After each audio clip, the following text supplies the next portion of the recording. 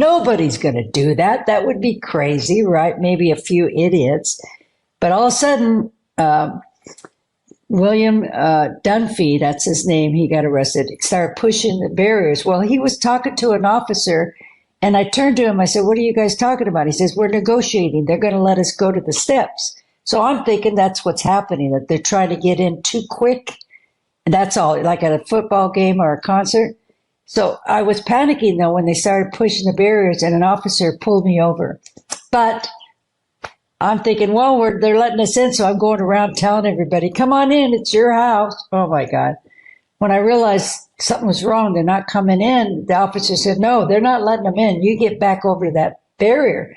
As soon as I got back over, they did it again, and this time they were successful.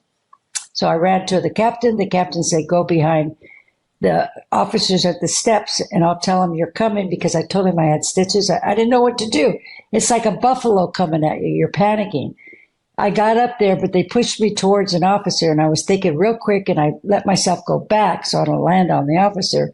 And these wonderful patriots stepped on my head, broke my glasses, pulled out my shoulder, cut my knee. I wasn't breathing.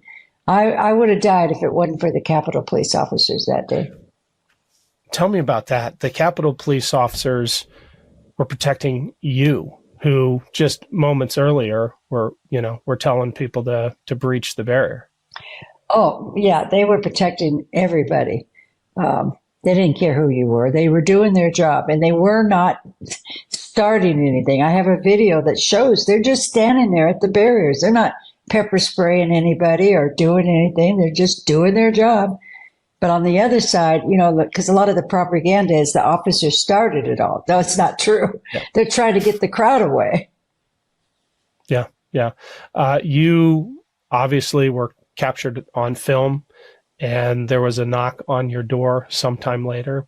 I want to hear about that, but the point is that you owned up to it. You accepted responsibility, and you've said many times since then, I'm just going to read the tweet, I wasn't a victim of J6. I was a volunteer. How did that realization dawn upon you? Was it before or after the knock on the door? Was it a process? How did you come to that? Well, in your gut, you've done something wrong. It's not like there's an intent to break the law. When you're in a group, in a crowd like that, you're not thinking, oh, I'm trespassing. It doesn't come to you. Now, know you've done something wrong if you push a barrier or hurt an officer. That's obvious.